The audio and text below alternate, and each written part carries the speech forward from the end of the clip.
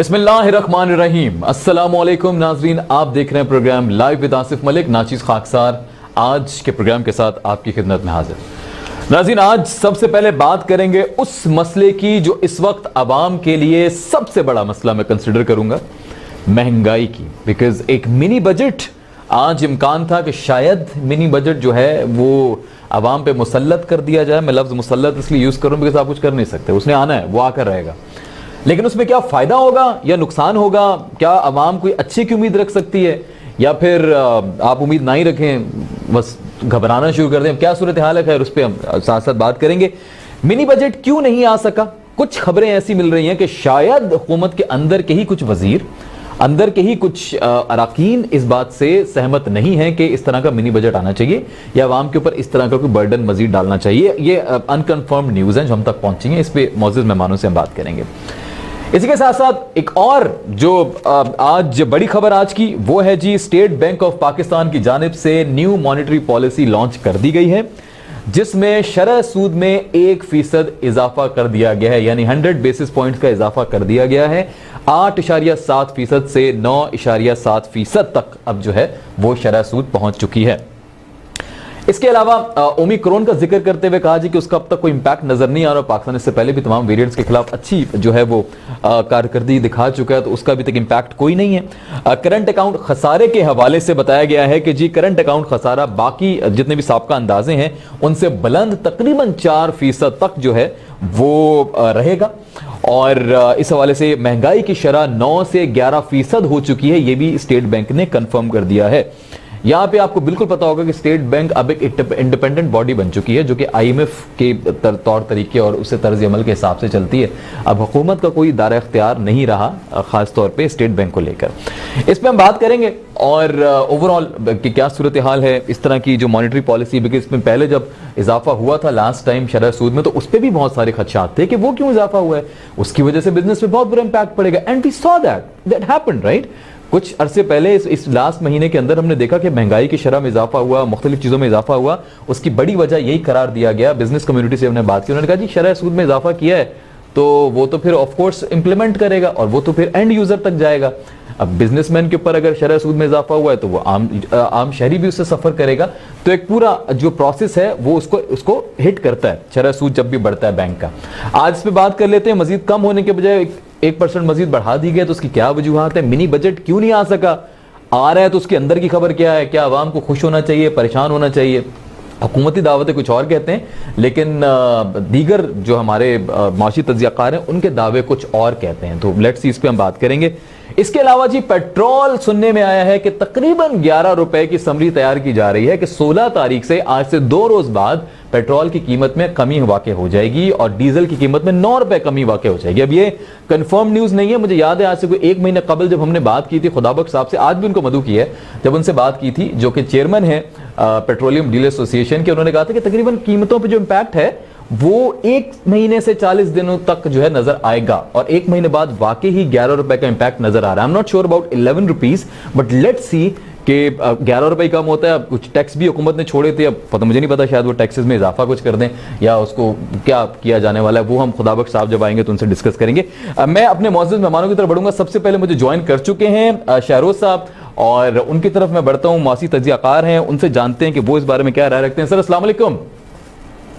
जी वालेकुम अस्सलाम। शहरोज साहब, बहुत शुक्रिया आपने ज्वाइन किया। और सबसे पहले जरा बात करेंगे हम ये जो शरह सूद में इजाफा किया गया है 8.75 से 9.75 कर दिया गया स्टेट बैंक की जानिब से। जब इससे पहले भी 1-1.5 महीना कबल जब ये शरह सूद में इजाफा किया गया था तो उस पर काफ़ी आवाज़ें उठी थी और कहा गया था कि ये ठीक नहीं है, ये मईशत के लिए ठीक नहीं है, आम जो शहरी है उसको बहुत सफ़र करना पड़ेगा इसकी वजह से।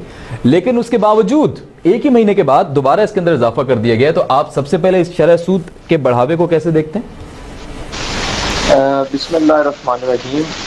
देखें, आज जो मॉनेटरी पॉलिसी अनाउंस हुई तो इससे भी पहले कोई अगर हम थोड़े दिन पहले देखें तो 1.5% का ऑलरेडी इजाफा हुआ था, कोई 200 बेसिस पॉइंट बढ़े हुए थे तकरीबन, और आज 100 बेसिस पॉइंट दोबारा बढ़ गए। तो आपका जो इंटरेस्ट रेट है वो 2.5% टोटल बढ़ के आज 9.75 पे आ गया है। तो मार्केट ये एक्सपेक्ट कर रही थी कि ये इंटरेस्ट रेट जो होगा ये ज़्यादा बढ़ेगा, लेकिन ये आज 100 बेसिस पॉइंट पे बढ़ के 9.75% तक आ गया। ठीक है। देखिए इसकी हम वजह देखें तो बेसिकली जब भी इंटरेस्ट रेट बढ़ाया जाता है तो वो बेसिकली इस वजह से बढ़ाया जाता है ताकि डिमांड को कर्टेल किया जाए।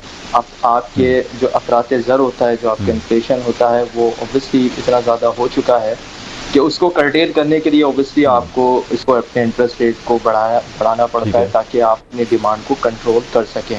हाँ। इसके साथ साथ हमने ये भी देखा था कि जब गवर्नमेंट ने जब टी बिल्स की ऑप्शन हुई और जब गवर्नमेंट ने लोन बोरोइंग्स करी तो जो सेकेंडरी मार्केट थी उसमें भी 6 माह के जो इंटरेस्ट रेट थे वो 11.15% तक के थे।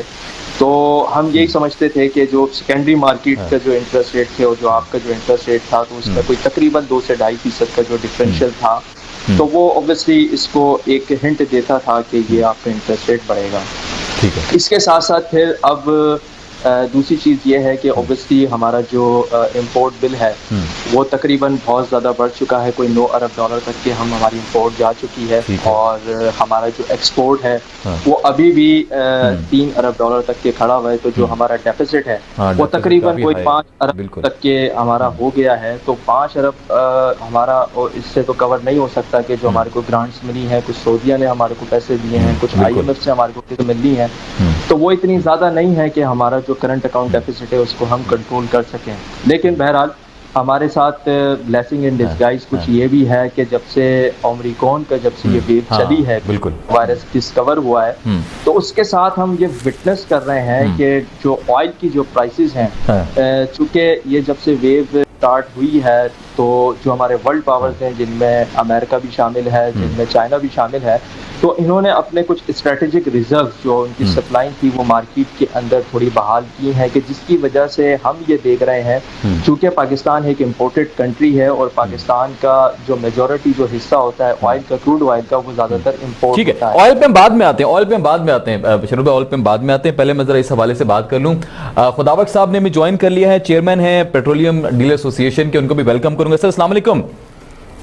वालेकुम सलाम। खुदावक साहब जरा सर बहुत शुक्रिया, मिनी बजट चल रहा है, जरा उस पर एक मैं कमेंट ले लूं, उसके बाद आपकी तरफ वापस आता हूं। नदीम मौलवी भाई ने हमें ज्वाइन कर लिया है, माशी तज्जियाकार है, हमारे बहुत ही सीनियर पैनलिस्ट है। नदीम भाई अस्सलाम वालेकुम। नदीम भाई क्या आप मुझे सुन सकते हैं? आपकी आवाज नहीं आ जी नदीम भाई, अब आपको मेरी आवाज पहुंच रही है? आप प्लीज चेक कीजिएगा नदीम भाई को मेरी आवाज नहीं पहुंच रही है, मुझे जरा चेक करके बताएं। नदीम भाई क्या आप मेरी आवाज सुन सकते हैं? जी अब आवाज अब आप आवाज, चले बहुत शुक्रिया आपने ज्वाइन किया। नदीम भाई जरा बात कीजिएगा सबसे पहले तो मॉनेटरी पॉलिसी के हवाले से। एक इशारिया तो नहीं, खैर पूरे 100 बेसिस पॉइंट जो है बढ़ चुका है, अब 8.75 से 9.75 मॉनेटरी पॉलिसी हो चुकी है। ये जब लास्ट टाइम मॉनेटरी पॉलिसी बढ़ी थी तो आप भी इस प्रोग्राम में शामिल थे और बड़ा क्वेश्चन मार्क रेस किया था आपकी जानिब से भी, बाकी लोग भी, कि भाई इससे तो बड़ा बुरा इंपैक्ट पड़ेगा ओवरऑल बिजनेस के ऊपर, कम्युनिटी के ऊपर और फिर एंड यूजर जो कि एक शहरी है उसके ऊपर भी। उसमें कमी होने के बजाय दोबारा हमने देखा कि 100 बेसिस पॉइंट्स बढ़ गए, तो अब इसका इंपैक्ट क्या नजर आ रहा है? पहले जरा पे बात कर लीजिए। देखें, मॉनेटरी पॉलिसी जिस तरह से इंक्रीज हो रही है और इंटरेस्ट रेट्स बढ़ते हुए आप देख रहे हैं, उसके असरात जो है आगे आने वाले दिनों में बद से बदतर होते हुए नजर आ रहे हैं। ठीक है, क्योंकि जो फाइनेंशियल कॉस्ट होती है किसी भी चीज की, जब वो बढ़ जाती है तो उसका इम्पैक्ट जो है वो पूरे माशरे के ऊपर आता है, यानी कि चीजें महंगी हो जाएगी। क्योंकि देखिए हर चीज की कॉस्ट ऑफ प्रोडक्शन होती है, कॉस्ट हर चीज की कॉस्ट होती है, और फाइनेंस के बगैर जो है ना, देखिए कोई भी कारखाने या हुकूमत कहीं पे भी कुछ नहीं चलता। तो जब हम कॉस्ट ऑफ फाइनेंस बढ़ा देते हैं और उसके बाद आपका जब इंटरेस्ट रेट ज्यादा हो जाता है तो लोग कारोबार से हटके अपने जो असासे होते हैं, जो इन्वेस्टमेंट्स होती हैं, वो स्टॉक मार्केट से भी हटा देते हैं, वो इंडस्ट्री से भी हटा देते हैं। छोटे मोटे जो दुकानदार जो काम कर रहे होते हैं वो भी काम करना छोड़ देते हैं। वो कहते हैं बेहतर ये बैंकों में पैसा रखें और घर बैठ के कमाएं। ठीक है, घर बैठ के कमाने वाले लोग बहुत कम है, मगर उस जो आवाम है हमारी, जो किसी न किसी कारोबार से मुंसलिक है, उन सबके ऊपर अनएम्प्लॉयमेंट आ जाते हैं। यानी कि जब दुकान बंद हो जाएगी तो आपका जो ना काम कर रहे होते हैं दुकान पे वो बेरोजगार हो जाते ठीक है। हैं, कारखाने बंद होते हैं तो बेरोजगारी आ जाती है। हाँ, मुल्क की जो मईशत का जो बाकायदा जो साइकिल है वो रुक जाता है। ठीक है। तो हमारे मुल्क में देखिए ये उन मुल्कों के लिए अच्छा होता है इंटरेस्ट रेट्स जहां पे देखिए जहां पे बहुत सारा पैसा हो, वो चाहते इकोनॉमी को स्लो डाउन कर दे तो वो कहते हैं इंटरेस्ट बढ़ाते हैं ताकि लोग जो है ना खरीदारी कम करें और जो चीजें हैं जो महंगाई जो देखिए महंगाई किस तरह से जा रही होती है।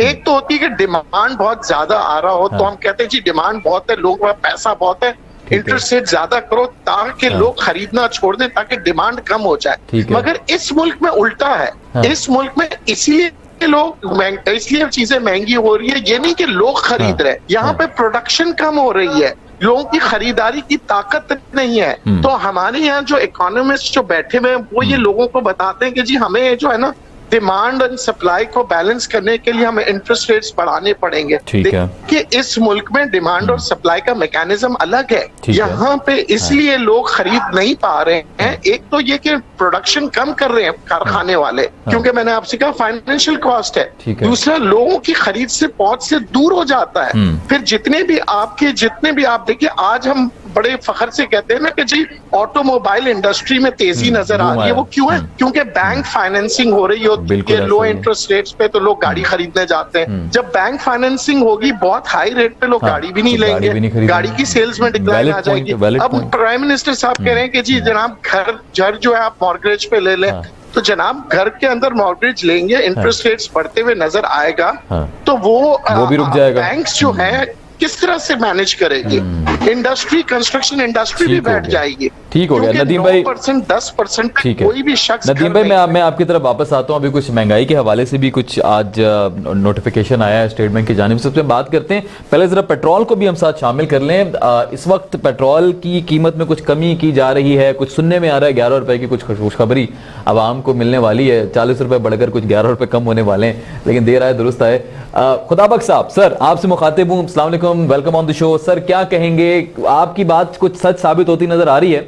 कोई 1.5 महीने पहले शायद 1.25 महीने पहले आपने कहा था कि इंपैक्ट आएगा, जब हमने कहा था सर वो अमेरिका में तो क्रूड ऑयल की कीमतें कम हो गई, बल्कि नदीम भाई भी मेरे ख्याल में शो में होंगे साथ, मुझे याद आ रहा है पेट्रोल पे, तो आपने कहा था कि हाँ जी इसका इंपैक्ट जो है वो 1 महीने से 1.5 महीने से ड्यू टू फ्राइट चार्जेस और हम यूएस से इंपोर्ट करते हैं और बड़ी पूरी आपने डिटेल में चीज बताई थी, उसका इंपैक्ट नजर आ रहा है। क्या सर 11 रुपए के बाद भी कोई अच्छी उम्मीद रखें या 11 पे ही बस खुश हो जाए?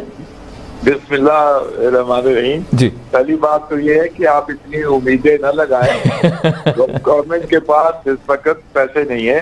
अच्छा, गवर्नमेंट को अपने पैसे बनाने हैं, कर्जे उतारने के, तो टैक्स लगा देंगे वो हम पे? 11-15 रुपए की तो मैं तो एक्सपेक्ट नहीं कर रहा। मैं ये जरूर सोच रहा हूँ क्या कि इस वक्त क्रूड ऑयल की प्राइस नीचे चली गई है, 75 पे चली गई है से। हाँ। लेकिन उसका इससे एस्पेक्ट कम, इसलिए मैंने उस वक्त भी कहा था कि 45 डेज 30 डेज टू 45 डेज का मार्जिन होता है। ठीक है कि हमारी जो भी एलसी खुलती है उसका 45 डेज का होता है। Right sir. कि वो जहाज पहले तेल खरीदा जाता है, फिर जहाज हायर किया जाता है, फिर उसका लेकर दिया जाता है कि कब वो पहुंचेगा, कब हमारे पास जेटी खाली होगी, कब हमारे पास स्टोरेज होगा। इन सारी चीजों को मद्देनजर रखते हो तो 45 डेज का एवरेज मार्जिन होता है गवर्नमेंट के पास। जो प्राइस कैलकुलेट करती है 45। नहीं वो तो हम मान गए, वो तो आपने सही कहा, वो हमें इम्पैक्ट नजर आ रहा है, मान गए सर, मान गए। हाँ। अब मैं आपको ये अब आगे खुशखबरी सुनाएं। आपको ये बताना चाहता हूँ जी कि ये आप खबर सुन रहे हैं, अभी देख रहे हैं, टीवी पे भी देख रहे हैं, लोग भी कह रहे हैं, मैसेज भी कर रहे हैं कि 11 रुपए पेट्रोल कम हो जाएगा, 9 रुपए डीजल कम हो जाएगा। मेरे ख्याल के मुताबिक गवर्नमेंट के पास इस वक्त ऑप्शन है, यूरिडिक्शन है कि वो लेवी में काम करे, कुछ अपने सेल टैक्स में एडजस्ट करे। तो ये करा के मेरे अंदाजे के मुताबिक 4-5 मुझे भी कुछ ऐसा ही लगा, 4-5 रुपए का आपको बेनिफिट मिलेगा। और अगर ये भी मिलता है तो बड़ी बात है, क्योंकि जो हालात है इस वक्त उसके मद्देनजर, और ये जो आपकी प्राइस कम हो रही है जिसका ये कोई जरूरी नहीं है कि कम रहेगी। अच्छा। क्योंकि ये कम इसलिए हुई है कि कोविड की जो जरा रिलैक्सेशन हुई है तो डिमांड और सप्लाई की बात हो गई है। बिल्कुल ऐसा, डिमांड बढ़ गई है और प्रोडक्शन जो है वो कम है, क्योंकि पैक कंट्री जितनी है जो तेल पैदा करती है उनकी कंसंट्रेशन है, उसको पैक करते हैं। तो पैक की जितनी कंपनी है उन्होंने जब ये हालत खराब हो गई थी और मिनरल वाटर से भी पेट्रोल सस्ता हो गया था, तो उस वक्त उन्होंने एक वायदा किया था पूरी दुनिया के ऑयल प्रोड्यूस करने वाले कंट्रीज के साथ कि इतनी रखी जाए सप्लाई ताकि ओवर फ्लड ना हो और प्राइस नीचे न जाए। तो उसमें काम है। अब वो क्योंकि डिमांड बढ़ गई है और प्रोडक्शन कम है तो इसलिए उन्होंने प्रोडक्शन कुछ बढ़ाई है, इसलिए नीचे आया। और ये जरूरी नहीं, अभी ओपेक की मीटिंग हो रही है 15 दिन बाद, ओके होनी है। ये फैसला होगा कि साइकिल कहाँ होना है। तो ये अगले 15 दिन जो है इसको हमें केयरफुली देखना है, हमारी गवर्नमेंट को भी देखना चाहिए। सर हम अगर 4-5 रुपए कम होते हैं तो रीजनेबल होगा। ठीक है, चलो मैं आपकी तरफ वापस आता हूं। मैं जरा जानना चाह रहा हूं मजीद बेनिफिट किस तरह ले सकते हैं, स्ट्रेटेजिक प्लानिंग हमारी क्या हो सकती है, बिकॉज आप माशाल्लाह बड़ी इन डेप्थ नॉलेज रखते हैं। मैं शहरोज साहब की तरफ वापस आऊंगा। अच्छा शहरोज लोधी साहब, मुझे जरा ये बताएं कि मिनी बजट आना था, नहीं आया। मिनी बजट एक तो सुन रहे थे कि आज आएगा, लेकिन शाम हो गई, वो इंतजार करते करते, लेकिन वो नहीं आए, कुछ बेवफाई हो गई। लेकिन अवाम तैयार थी आज एक बॉम्ब के लिए, पता नहीं वो हक में होता, खिलाफ होता, खिलाफ तवक्को होता, क्या होता हमें नहीं पता उस बारे में। आप क्या देख रहे हैं, मिनी बजट को कैसे देख रहे हैं? आज नहीं तो अभी अगले हफ्ते आ जाएगा, कुछ दिनों में आ जाएगा, क्या लग रहा है आपको? अवाम अच्छी की उम्मीद रखे? देखें तवक्का तो हमें उम्मीदी तो नहीं होनी चाहिए, बहरा पॉजिटिव रहना चाहिए। बट सिचुएशंस थोड़ी डिफरेंट हैं, वो इसलिए क्योंकि ये मिनी बजट का आना, इसको अप्रूव तो होना है ऑब्वियसली, क्योंकि हम IMF के साथ जब तक के कोऑर्डिनेशन में रहेंगे तो हमने ऑब्वियसली IMF की शराइत को मानना है। अब वो शराइत पूरी जब हम करेंगे ही तो हम उनसे लोन ले सकते हैं और अपनी इकॉनमी को बेहतर तरीके से चला सकते हैं। तो बहरहाल जो इस बजट में आना है तो ऑब्वियसली ये कोई आम इंसान के लिए तो ये कोई गुड न्यूज़ नहीं है, क्योंकि जब ये बजट आएगा तो इसमें बहुत सारी ऐसी एग्जेम्पशंस एंड सब्सिडीज और दूसरी चीज़ें होंगी जो वापस की जाएंगी और कोई एडिशनल 350 अरब तक का आपको एडिशनल बोझ आपको अपने आवाम के ऊपर डालना पड़ेगा। इसके साथ साथ फिर आप ये भी देखेंगे, अगर मैं आपको फिगरें शेयर करता चलूँ कि नरखों में आप 4.85 रुपये फी यूनिट इजाफा करेंगे, जिससे सार्फिन के ऊपर 61 अरब रुपए का इजाफी बोझ पड़ेगा। फिर जो आप PDL की मद में 4 रुपए फी लीटर माहाना के हिसाब से जून 2022 तक इसको जब बढ़ा 4 रुपए के हिसाब से बढ़ाएंगे फी लीटर, और जून 22 तक के इसको मजमूई तौर पर 30 रुपए फी लीटर का आप इजाफा करेंगे तो इससे भी सार्फिन के ऊपर 356 अरब रुपए का इजाफी बोझ पड़ेगा। इसके साथ साथ फिर जो आपकी 350 अरब रुपए की जो आप टैक्स छूट देंगे वो दवाइयों के ऊपर और दूसरी दीगर अशियात के ऊपर आप वो वापस ले रहे होंगे, तो इससे आप देखेंगे कि एक आम इंसान की जिंदगी के ऊपर एक बहुत बड़ा इम्पैक्ट आप देख रहे होंगे और महंगाई के ऊपर एक बहुत बड़ा बोझ पड़ेगा ये आवाम के ऊपर। राइट, ठीक हो गया। नदीम भाई, आपको क्या लग रहा है क्यों आज का जो मिनी बजट है वो नई मंजर आम पे आ सका? पूरा प्लान था कि आज आएगा लेकिन वो नहीं आ सका। कोई अंदर मैंने सुना है कुछ अराकीन या कुछ मिनिस्टर शायद इस बात से सहमत नहीं है, कुछ ऐसी चीजें उस बजट में हैं। आप जरा इन डिटेल बताएंगे इस बारे में, अगर आप इस हवाले से जानते हो कुछ। देखिए, दो चीज इसके ऊपर बहुत इम्पोर्टेंट है। एक, मिनी बजट अगर पास नहीं होता और ये असेंबली में डाला जाता है और वो फेल हो जाता है तो उससे गवर्नमेंट चले जाएगी या गवर्नमेंट चले जाएगी कानून के मुताबिक, या गवर्नमेंट चले जाएगी या prime minister has to change. ये पूरी दुनिया में होता है। यूके के अंदर भी ये होता है, अमेरिका में, कनाडा में, कि अगर पार्लियामेंट में जहां फाइनेंस बिल की बात कर रहे होते हैं वहां पे अगर हुकूमत जो है मेजोरिटी से पास नहीं कर पाती बिल, तो either the leader of the house should be change और they surrender it and they go for a re-election. तो ये बड़ी इंपॉर्टेंट बात है। दूसरी जानिब अगर हम बात करते हैं, जितने भी इनके अपने गवर्नमेंट के जो लोग हैं, जो कि इनके वुज़रा है और जो इनके जो साथी है MQM वगैरह सब कुछ, अगर ये पास होता है तो अवाम उनसे पूछेगी MQM से कि जनाब इस महंगाई के शामिल तो आप भी हैं, क्योंकि आपने इस बिल को पास किया है। और ये फिर किस मुंह से इलेक्शंस में जाएंगे, क्योंकि 1 साल बाद इलेक्शंस है। देखें, ये सब चीज तो हर इंसान कह रहा है मिनी बजट जो है महंगा, चाहे वो हुकूमत में हो या ना हो, बात सब कह रहे हैं महंगाई मजीद बढ़ जाएगी, चाहे आप किसी MNA से भी पूछ लें। तो महंगाई बढ़ाने वाले को वोट कौन देगा? सबसे पहली बात ये बताया जा रहा है, इमरान खान साहब को भी बताया जा रहा है कि देखें, एक तरफ IMF है और दूसरी तरफ अवाम है। अगर हम अवाम से बददिल हो गए तो फिर हमारा आना मुश्किल होगा, और अगर हम IMF से बददिल कर देते हैं तो हमारा कारोबार करना मुश्किल हो जाएगा। तो कोई बीच का रास्ता निकालने की कोशिश कर रहे हैं। इस वजह से आपने देखिए 3 दिन पहले इमरान खान ने कहा मैं किसी से डिक्टेशन नहीं लूंगा। अगर आप नहीं लेंगे तो you have to decide either way. देखिए इस वक्त ये पोजीशन में आ गई है गवर्नमेंट के, उनके अपने वज़रा भी परेशान है व्हाट टू डू, क्योंकि महंगाई हो गई है। जवाब तो आगे वज़रा को देना पड़ता है ना, ये भी तो मसला है जी। तो अब इसको डिले करके कोई बीच का रास्ता निकालने की कोशिश करें, जो कि मुमकिन नजर नहीं आ रही है, because they are now stucked up. क्योंकि अगर इन्होंने मिनी बजट जाके अगर फर्ज करे पाकिस्तान मुस्लिम लीग क्यू, MQM, ये तमाम जमातें मिल जाती है, तो इसका मतलब ये ऑपोजिशन ये कहेगी कि जनाब आप इस महंगाई के हिस्सेदार हैं, और अगर ये नहीं आती है इसके अंदर तो फिर ऑटोमेटिकली गवर्नमेंट डिसॉल्व हो जाएगी। तो ये दोनों सूरतें आप ये देखेंगे, या तो ये गवर्नमेंट डिसॉल्व करके फिर ये जाते हैं और कहते हैं जनाब हम मजबूर थे, हम स्टक तब हो गए थे इस वजह से, तो कम से कम एक इनके पास एक से होगी वापस वोटर के पास जाने को। मगर अगर ये पास कर देते हैं तो फिर ना MQM के पास कोई जवाब पैदा होगा वोटर के पास बात करने का, क्योंकि एक तो हर साल देखे ना पिछले 10 सालों से MQM यही कहते आ रही है हम मजबूर है। तो अब आवाम कहेंगी अब कहाँ की मजबूरी थी कि जब आपने बिल पास कर दिया, वो बिल पास किया जिसके ऊपर मजीद टैक्सेस आ रहे हैं, वो बिल पास किया जिससे 17% सेल्स टैक्स आपका पेट्रोल तो पॉलिटिकली बहुत डैमेज कर सकता है ये PTI की साख को, बहुत जबरदस्त। मुझे ब्रेक की तरफ जाना, उससे पहले मैं खुदाबख्श साहब से मेरे एक सवाल पढ़ने के। खुदाबख्श साहब सर ये जरा बताएं कि हम स्ट्रेटेजिकली किस तरह प्लान कर सकते हैं इस पेट्रोल के क्राइसिस को कंट्रोल कैसे किया जा सकता है आपके ख्याल में?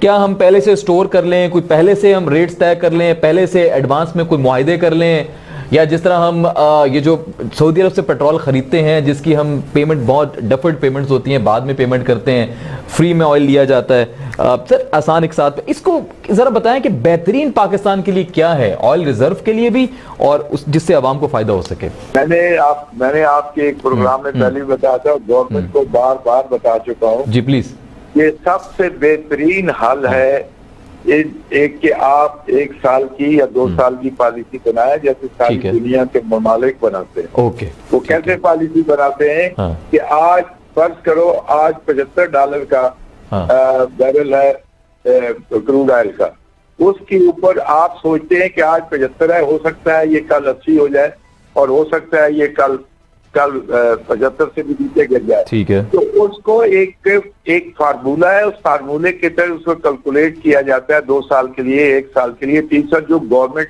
की विश हो, अगर वो अफोर्ड कर सकती है 1 साल के लिए, तो 1 साल का जितना कम होने के चांस है, जितना बढ़ उसको उस मार्जिन को कैलकुलेट करके उस फार्मूले के तहत एक प्राइस निकाली जाती है कि ये प्राइस हमारी सारे साल रहेगी, तो गवर्नमेंट को कोई नुकसान नहीं होगा। ठीक है, और बढ़ाई भी नहीं बढ़ती। अगर ये कर दें तो इनकी देखें, जब पेट्रोल बढ़ता है हर चीज महंगी हो जाती है, जब पेट्रोल बढ़ता है। ऐसा ना करने की क्या वजह है सर? पहली दफा हुकूमत में ये है कि अगर गवर्नमेंट आज ये सोच ले कि आज $75 का बैरल है और इसी को 5 पीछे करके 5 आगे करके एक पॉलिसी को सेंट्रल बढ़ा के पॉलिसी बना के 1 साल का दे दे, 1 साल के लिए क्या गया कि ये प्राइस होगी, अपना मार्जिन उसमें रख दे, और एक ऑप्शन गवर्नमेंट अपने पास रख दे कि कोई आप मिलिट्री आ जाए, कोई ऐसी इमरजेंसी आ जाए तो गवर्नमेंट के पास आपके आगे भी 1 साल के लिए उसका फायदा क्या होगा? एक ऑयल मार्केटिंग कंपनी अपने प्लान करेंगी अपने स्टोर करने के लिए, अपना तेल सस्ता है तो खरीद के रखने के लिए। नंबर 2, जो पंप ऑनर है, पेट्रोल स्टेशन ऑनर है, वो अपनी पॉलिसी बना के अपनी इन्वेस्टमेंट करके वो रखेंगे, अपना स्टॉक रखेंगे, आवाम को ताकि तकलीफ न हो। तीसरी बात ये कि प्रॉफिटेबिलिटी फिक्स हो जाएगी कि साल में ऊपर आप देखें कल किस लिमिट तक जा सकते हैं।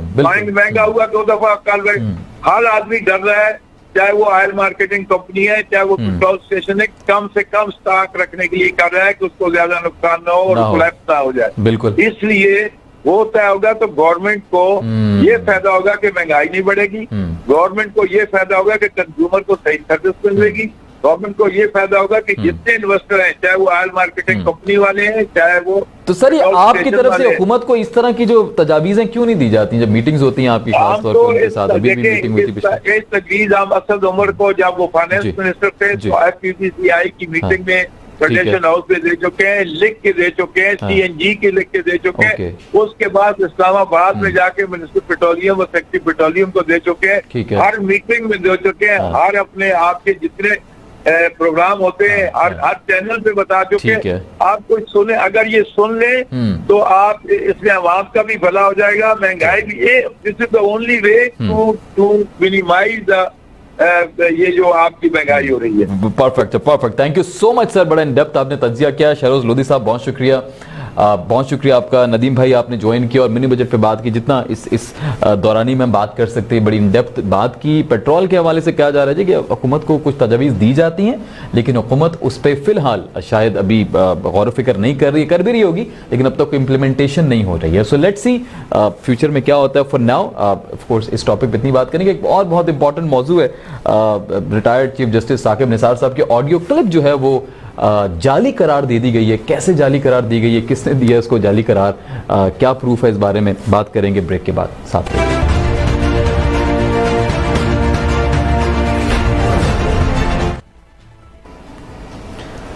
जी नाज़रीन, वेलकम बैक। लौट कर वापस आ चुके हैं और अब बात करेंगे चौधरी, खासतौर पे साकिब निसार साहब के हवाले से पहले बात कर लेते हैं। उनकी एक ऑडियो क्लिप जो है वो लीक की गई थी या लीक हुई थी या जो भी मंजरनामा था, खैर वो एक माजी बन गया, लेकिन उस हवाले से एक बहुत ही बड़ा इंकशाफ आप कह लीजिए वो मंजर-ए-आम पर आ गया, और वो ये है कि उसको जाली करार दिया गया है अमरीकी एक इदारे की जानिब से।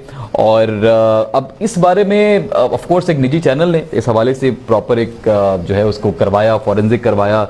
उसमें उनकी वजूहात भी बताई गई हैं कि 45 सेकंड तक एक आवाज़ है, उसके बाद चेंज किए गई हैं, 2 क्लिप्स को जोड़ा गया है। इसमें लग रहा है कि दीगर भी बहुत सारी ऐसी शवाहिद मिले हैं जिससे ये बात कही जा सकती है कि ये जो ऑडियो क्लिप है ये पूरे एक उसमें इसको जोड़ा गया, मतलब सिंपल आवाज़ से इनकार नहीं है, लेकिन ये जोड़ा गया है, मुख्तलिफ अल्फाजों को जोड़कर या लाइनों को जोड़कर इस तरह की तरतीब देकर इसको बनाया गया।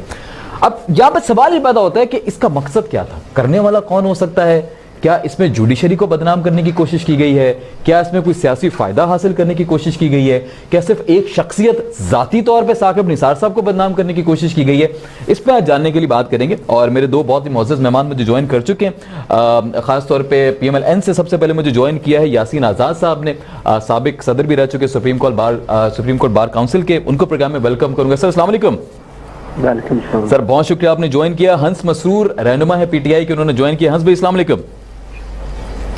अच्छा, पहले मैं यासीन आज़ाद साहब आपका व्यू लेना चाहूंगा, आपकी नज़र से। ऑफ कोर्स अब ये तो आप तो लीगल एस्पेक्ट भी देख रहे होते हैं पाकिस्तान मुस्लिम लीग नून के हवाले से, ये तो वाकया ही जुडिशरी के हवाले से था, तो बड़ी गहरी निगाह होगी आपकी इस पे।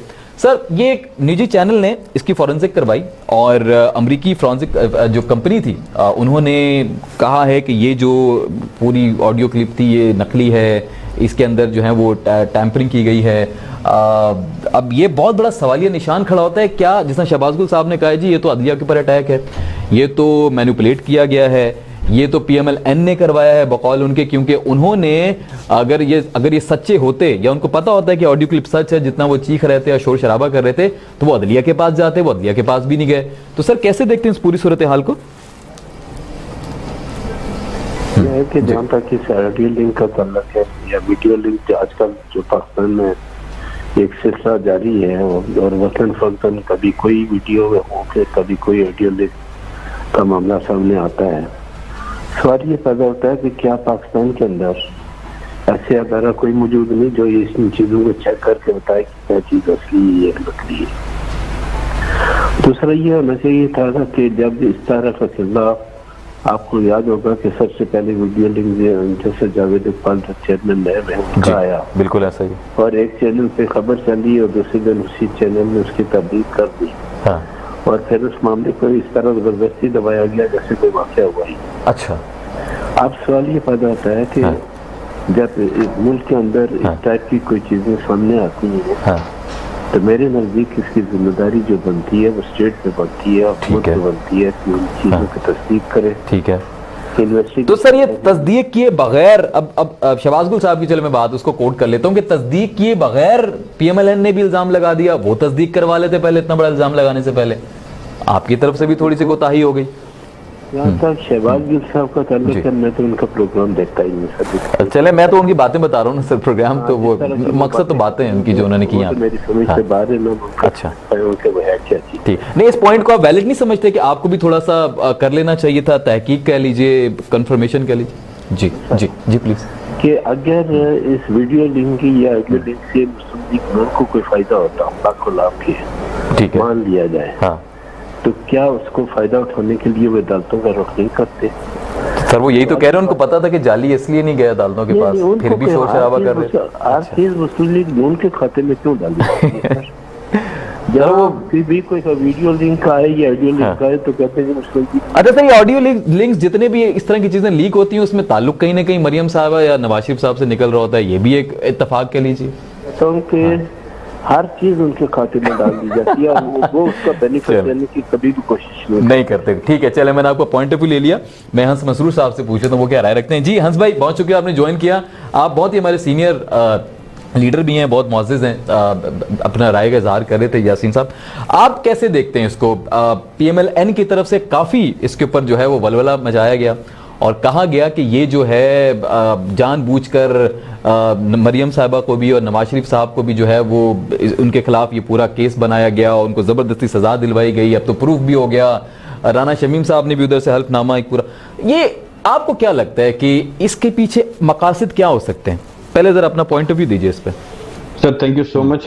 मकासद देखें साफ हैं। एक ऑडियो को एक बड़ा तरीके से कोटेड करके लीक किया जाता है और ये बातें मतलब हम किसी के खाते में नहीं डालते और ना ही मैं साकिब निसार साहब का यहाँ तर्जबान बैठा हूँ। मैं एक रियासत की तरफ से बात कर रहा हूँ या पार्टी की तरफ से बात।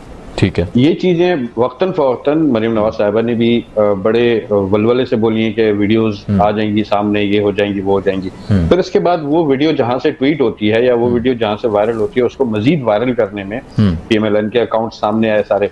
उसके बाद उसकी जब फॉरेंसिक रिपोर्ट पेश की गई, ये उसकी फॉरेंसिक रिपोर्ट है, फौरन उसके साथ लगा के पेश की गई। मसला यह है कि मुझे ये नहीं समझ आती है कि खुदा न खास्ता अगर मरियम नवाज साहिबा आगे हुकूमत में आ जाती तो ये किस तरह से सेटअप चलेगा? क्या वीडियोस लीक करके अदारों से काम करवाया जाएगा? क्या वीडियोस लीक करके ब्यूरोक्रेसी से काम करवाया जाएगा? मकासद इसके सिर्फ और सिर्फ इतने थे कि एक चीज को मशकूक बनाना, अवाम की नजर में मशकूक बन जाए, इदारों की उसमें नजर में मशकूक बन जाए। जबकि अगर वो हमने खुद देखी एक मशकूक किसको? मशकूक अदलिया को या उस इशू को? सर पूरे सिस्टम को मशकूक बनाने की कोशिश की गई ना। ठीक है, आप ये देखें अदलिया को, उसमें अफवाज पे जो है इल्जाम लगाया गया, उसमें मौजूदा हुकूमत पे इल्जाम लगाए गए और बड़ी खुल के बातें हुई और बड़े बड़े चैनल्स पे बातें हुई, बड़े बड़े एंकर्स ने बातें की। हमें ये भी पता है कि प्रो एंकर्स और एंटी एंकर्स और न्यूट्रल एंकर्स कौन कौन है। तो बात सर ये है कि इसमें मकासद, इसके में फायदा किसका था? एट द एंड ये देखा जाए इसमें दो फवायद थे। सॉरी टू से मुझे यहाँ पे नहीं कोट करना चाहिए था। शायद इस ऑडियो को वाकई ये जाली थी, पता था इनको, इसको इसलिए वायरल करवाया गया ताकि पिछली कुछ एक नाजिबा वीडियोस आई थी उसको भी जाली करार दे दिया जाए। मैं उस पर नहीं आना चाहता मजीद।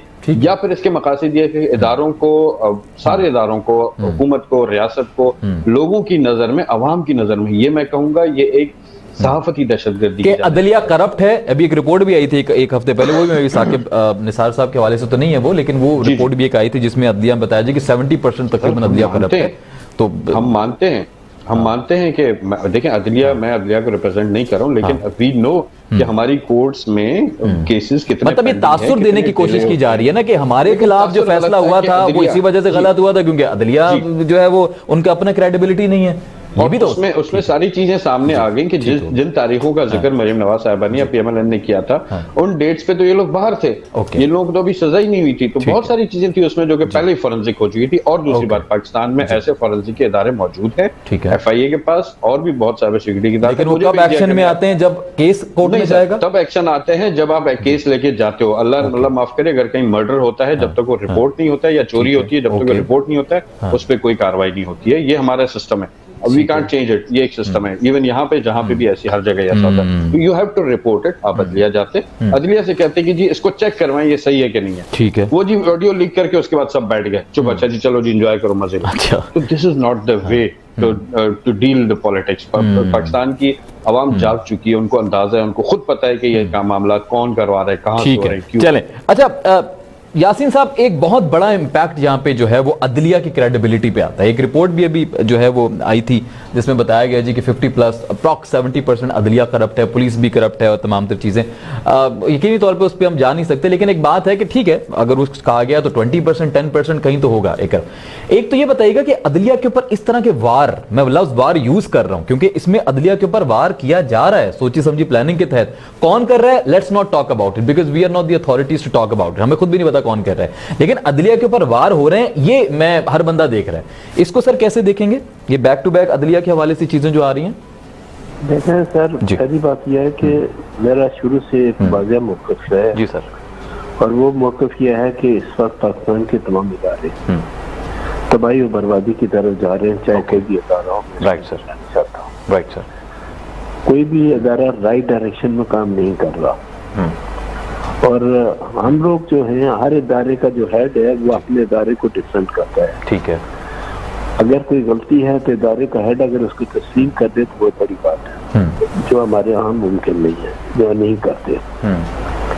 आपने देखा होगा कि होटल पे मरीम नवाज का जो मामला था हमारी कराची में, जी, तो जब ये मामला गया तो चीफ ऑफ आर्मी साहब ने इसकी इन्वेस्टिगेशन की, तो उन्होंने खुद इस बात को एडमिट किया कि इसमें रेंजर्स का और ISI के जवानों का जो है ना रोल था। अच्छा। और उस पर उन्होंने कहा कि हम इसके मुताबिक एक्शन लेंगे। क्या एक्शन दिया मुझे नहीं पता। अच्छा, ये तो आप बेहतर अंदाज में जानते हैं। ठीक है। सवाल ये पैदा होता है कि हम सियासत में इतना वीक निकलते चले गए कि घूम फिर करके अपने ही आपको जो सियासतदान एक दूसरे को चोर करते। ओके। अब सवाल ये पैदा होता है कि किसने क्या चोरी की, किसने क्या नहीं की। मैं तो अमूमन एक बात कहता हूँ कि हर आदमी को अपने गिरबान के अंदर झांक के देखना चाहिए कि बजाते खुद क्या है। ठीक है। अगर बजाते खुद वो अपने आप को ये समझता है कि मैं बड़ा ईमानदार और दयानतदार हूँ, का जैसे वजीरुद्दीन साहब का जो इंटरव्यू आया है, फिर आप उसको सुन लें कि उन्होंने क्या कहा। तो जैसे मैंने कोशिश की थी उनसे कनेक्ट करने की, लेकिन वो मसरूफ थे उन्होंने शायद। हाँ, लेकिन हम चूंकि मेरे उस्ताद भी हैं, मेरे डैड भी जी, नहीं बहुत मौजूद शख्सियत हैं। कोशिश थी मेरी प्रोग्राम उनको मदद करें, लेकिन कल जो उन्होंने इंकशाफात किए हैं उसकी अभी तक कहीं से कोई तस्वीर नहीं आई है। बिल्कुल। अच्छा, अब सवाल ये पता था कि सियासतदानों की कमजोरी, मैं तो पार्टी का बेसिस से हट के बात करता हूँ। ठीक है। सियासतदानों की ये कमजोरी कि अपने आप को एक दूसरे को बुरा भला कहते हैं। जब देखो मैं हर चैनल पे ये खबर सुनता हूँ कि नवाज शरीफ बांग्लादेश उसको वापस क्यों नहीं लाते, तो भागे हुए नहीं है वो। सुनो ना सर, मैं आपके सवाल का जवाब। हाँ प्लीज। लेकिन कोई आदमी ये नहीं कहता कि जनरल परवेज मुशर्रफ भी वापस को वापस। सर सब कहते हैं, कौन नहीं कहता? मैं तो हर प्रोग्राम में सुन रहा हूँ, जनरल मुशर्रफ साहब को कहा जाता है, PTI वाले भी कहते हैं, ये तो मैं भी मानूंगा। नहीं, मैं जो बात जी प्लीज प्लीज प्लीज, मैं उन सियासतदानों की बात करता हूँ जो एक दूसरे को बुरा भला कहते हैं, लेकिन उनका नाम लेते हुए खौफ आता है। होंगे सर, कुछ गिनती के ऐसे होंगे, लेकिन मैं चले अपना जाती एक्सपीरियंस आपके साथ शेयर कर देता हूँ। मैं मीडिया की बात। अच्छा चलें, आप बात। मैं मीडिया की बात नहीं, क्लियर हो गया, समझ गया, ठीक हो। तो सियासतदानों की बात सर समझ गया, बिल्कुल क्लियर कर। मेरे नजदीक सियासतदान जो है ये जानते हुए भी कि तकरीबन लोगों का सियासत के अंदर कोई रोल नहीं है। Okay, right. पाकिस्तान का दस्तूर उठा के देख रहे हैं, तो जो हिफाजत पाकिस्तान के चीफ का ओथ होता है उसको अगर एक दफा पढ़ लें हम, तो उसमें ये बात क्लियर कट लिखी हुई है कि उनके लिए सियासत पे बात करना शजरा ममनू है, नहीं कर सकते वो। ठीक है। लेकिन इसके बावजूद सारा कुछ वो करते हैं, सियासत में वही रोल अदा करते हैं। ठीक है। सियासतदान जो हमारे हैं उनको बाजों का आप हुकूमत तो दे देते, इक़्तिदार नहीं देते। आज भी मैं कहता हूँ, ठीक है, इंक्लूडिंग मैं अपनी जमात को शामिल। ठीक है, वो करना पड़ेगा सर आपको भी इसमें। मैं तो वो आदमी हूँ जो गैर जिम्मेदार बात करता हूँ, मैं पार्टी एफिलिएशन नहीं, बिल्कुल भी बात करता हूँ। I appreciate that, I totally appreciate. अब उसकी वजह यह है कि मैं अगर कहूँ कि मैं बहुत सही हूँ और दूसरा खराब है, तो मैं कहता हूँ दूसरे को भी खुद देखना चाहिए कि वो क्या है। अभी थोड़ी देर पहले अपने प्रोग्राम में शहबाज गिल साहब का नाम लिया जी। मैं जब भी उनका प्रोग्राम देखता हूँ, चले उसको छोड़ दें, हमारे पहले जो प्राइम मिनिस्टर हैं जब भी वो टीवी चैनल पे आते हैं या कहीं तकरीर करते हैं, उनकी कोई भी स्पीच मुझे ऐसे नहीं मिलती जहाँ चोर और डाकू का जिक्र ना हो। ठीक है। जो एक दूसरे पर जमात की भरमार ना हो। अब मैं आपके प्रोग्राम के हवाले से सवाल करता हूँ कि मेरे नजदीक पार्लियामेंट का इदारा सबसे मजबूत इदारा होगा। बिल्कुल बिल्कुल कानूनसाजी करता है, बिल्कुल पिलर है पाकिस्तान। तो मैं आपसे सवाल करता हूँ कि क्या हमारा पार्लियामेंट का इदारा आजाद और खुद मुख्तार है? इसी पार्लियामेंट के इदारे के मुताबिक शेख रशीद ने कहा था कि मैं इस असेंबली पे 1000 बार लानत देता हूँ। आज उसी असेंबली ने आपको मिनिस्टर भी बनाया, प्राइम मिनिस्टर भी बने हुए। मैं सिर्फ ये बात करता हूँ कि पार्टी एफिलिएशन से हटकर पूरी ईमानदारी और दयानतदारी से बात करें। ठीक है कि हम बजाते खुद क्या करते हैं, क्या नहीं करते हैं, और इल्जाम की बरबार है। आप दूसरों को चोर और डाकू कहते हैं, आपके साथ तो अब थोड़ा सा सर इस पे भी बताएं ना, आपको क्या लग रहा है किस तरह की जो चीजें लीक करता है, अदलिया के खिलाफ जो कार्रवाइयां करे, कौन हो सकता है पीछे? को बैरूनी कुव्वत है? मैं ये सवाल जिस तरह हमारे दोस्त बोलते हैं जी, मैं पहले जैसे जावेद इकबाल पे आता हूँ जी, उसकी वीडियो की इन्वेस्टिगेशन क्यों नहीं कराई? उसका फायदा किसने उठाया? मैंने उठाया, आपने उठाया, ठीक है, या हुकूमत ने उठाया? हाँ। उस खबर को इतनी जबरदस्ती से क्यों दबा दिया था? ठीक है। और आज जैसे जावेद इकबाल साहब मोरा बने हुए सर, वो भी आपके दौर में तैनात किया गया था उन्हें, वो कौन सा इनके दौर में आया? मैं खाता इनकार करता हूँ। अच्छा, जैसे जावेद इकबाल साहब के साथ मैंने काम किया सर, मैं as a member enrolment committee से तकरीबन 3 साल तक मैंने उनके साथ काम किया। ठीक है। मैं जुडिशल कमीशन में रहा, वो मेरे साथ जुडिशल कमीशन के मेंबर भी थे। Right sir. मैं हकायक से आपके कोई बात नहीं करता, मैं कहता हूँ उसकी इन्वेस्टिगेशन क्यों नहीं, उसका बेनिफिट किसने उठाया? ठीक है। मैं अगर ये कहूँ कि उसका बेनिफिट सारा का सारा हुकूमत ने उठाया तो क्या ये मेरा कहने से जायज हो जाएगा? तो कोई बात करने से पहले मुझे सोचना पड़ेगा कि मैं जो कुछ कह रहा हूँ कहाँ तक दुरुस्त है। ठीक हो गया। अब इसी तरह जो भी ऑडियो वीडियो आ रही है, मैं आज भी कहता हूँ राना शमीम साहब का मामला हो, साकिब निसार साहब को मामला हो, ये मामला टेकअप किया Islamabad high court. Right sir, ऐसा ही, बिल्कुल ऐसा ही है। उसमें एक जज का नाम आ रहा है कि उसको डायरेक्शन दी गई। ठीक है। मैं आज कहता हूँ कि आपका ये जिम्मेदारी बनती है कि आप इमीडिएटली आला सतह का इन्वेस्टिगेशन करें। ठीक है। और ये देखें कि राना शमीम साहब ने जो कहा सही है। अगर आप राना शमीम के खिलाफ तरीन अदालत की कार्रवाई कर रहे हैं, ठीक है, तो जिससे साकिब निसार साहब को मुतल्लिक उसने कहा कि ये उन्होंने ये जुमले बोले, आपने ये हिम्मत क्यों नहीं है कि साकिब निसार साहब को भी कहें कि आप आके तब्दील करें कि आपने ये जुमला बोला? ये कोई नहीं करता। ठीक है। वहाँ फौरन कहते हैं कि अदलिया बंदा। जैसे साकिब निसार साहब रिटायर जज हैं, इसी इस्लामाबाद हाईकोर्ट ने यह कहा कि आप वो रिटायर जज हैं, आम शहरी हैं, ज्यादा उनके खिलाफ कोई बात होती है तो उससे तो इन्हें अदालत नहीं होती है। बिल्कुल, ये तो कहा गया ना। तो इन्हें अदालत नहीं होती, लेकिन अदलिया के ऊपर तो अटैक है ना सर, इस बात से अब जहाँ तक मेरा जुडिशरी से है। जी बिल्कुल। मैं वो वाहिद आदमी हूँ जिसने साकिब निसार साहब जब चीफ जस्टिस बने। जी। मैंने आपकी एक डिफेंस चैनल से ये बात की थी कि जैसे साकिब निसार साहब ने एज ए चीफ जस्टिस जो कुछ किया वो उनकी निशान नहीं था। ओके। वो बाद में मुझसे नाराज भी गए, मेरे इस जुमले पे नाराज गए। ओके। मैं आज भी कहता हूँ, वो आपकी जाती राय है ना, वो आप जाती तौर पे जाती राय आपकी, ठीक है, इख्तिलाफ कर सकते हैं। मैं जो बात करता हूँ ठीक हो गया, के मुताबिक बात करता हूँ, मेरी जिम्मेदारी बनती है कि मैं अपने ज़मीर के मुताबिक बात करूं। राइट सर, ठीक हो। सवाल ये बात होता है कि अब इन तमाम चीजों की इन्वेस्टिगेशन अगर करनी है, सपोज अगर कल की साबित हो जाता है कि साकिब निसार साहब ने ये जुमला बोला, कैसी सूरत में आप क्या करेंगे? किसके खिलाफ कार्रवाई करेंगे? तो ये बहुत सारे मामला हैं। ठीक हो गया। नहीं, बड़ा डिटेल इन डेप्थ आपने बता दिया। मैं इस पे जरा हंस भाई के, जी हंस भाई क्या कहेंगे? बड़ा इन डेप्थ उन्होंने बताया कि कुछ कार्रवाइयों में जिसमें हुकूमत को फायदा हो रहा होता है वहां पे आप हल्के पड़ जाते हैं, जहां पे नून लीग या कोई ऑपोजिशन की तरफ बात जा रही होती है वहां बहुत एक्टिव हो जाते हैं, वहां शहबाज गुल साहब भी एक्टिव हो जाते हैं, जहां पे कार्रवाई करनी चाहिए थी वहां आप लोगों ने कार्रवाई की नहीं है। तो क्या दोहराना कोई? देखिए, कार्रवाई जहाँ करनी होती है वहाँ कार्रवाई होती है। अच्छा, बिल्कुल होती है। अब वो बायसनेस नजर आती है, जाहिर सी बात है, पॉलिटिकल एक पॉइंट ऑफ व्यू होता है, पॉइंट स्कोरिंग होती है कि आप जो है ना फौरन उस चीज पे आ जाएंगे, इस पे बेनिफिट उठा लिया। हमने ये भी देखा कि पीटीआई के सिटिंग मिनिस्टर्स पंजाब असेंबली के, उन्होंने नैब के केसेस भुगते, जेल गए, इसी हुकूमत के दौरान गए। और जहां तक बात है कि जी इन्होंने बड़ी अच्छी बात की कि बात हक और सच पे करनी चाहिए, किसी पार्टी के बेस पे नहीं करनी चाहिए। मैं देखें, ये साकिब निसार साहब ने जो भी बोला वो उन्होंने बोला या नहीं बोला, वो उन्होंने अप्रूव करना है नहीं करना है वो तक हो भी गया। लेकिन जहां तक सारी मामले की बात है कि उस वक्त वो एक सिटिंग चीफ जस्टिस थे, वो एक इदारे के सरबराह थे, उस इदारे पे डायरेक्टली एक कीचड़ उछालने की कोशिश की गई। ठीक है, शेख रशीद साहब ने अगर ऐसा बोला था, ठीक है, तो हम उसकी मजम्मत करते हैं। अगर उन्होंने बहुत माजी की बात है, हाँ, बहुत मजे की बात है, लेकिन एक आप ये भी कहा जाता है ना पीटीआई में आने के बाद सबकी चीजें माफ हो जाती हैं, जो उसने पहले किया वो माफ हो जाती है। नहीं सर, माफ हो जाती है। अलीम खान साहब जो है ना वो जेल नहीं जाते। अलीम खान साहब सिटिंग होम मिनिस्टर थे, उन्होंने रिजाइन किया, नैब के केसेस देखे। अब जुल्फी बुखारी का आप सिस्टम देखो तो बहुत सारे लोग हैं जो कि ये चीज देख रहे हैं, सिस्टम सारा। लेकिन जिस चीज को उछाला जाता है वो उस चीज, क्योंकि हम हुकूमत में रहते हुए अपने जो लोगों के नैब के केसेस चल रहे हैं जो कि उसमें भुगत रहे हैं, उनको हम नहीं उछालते, हम नहीं पॉइंट स्कोरिंग करते, वो हमारी एक आदत है।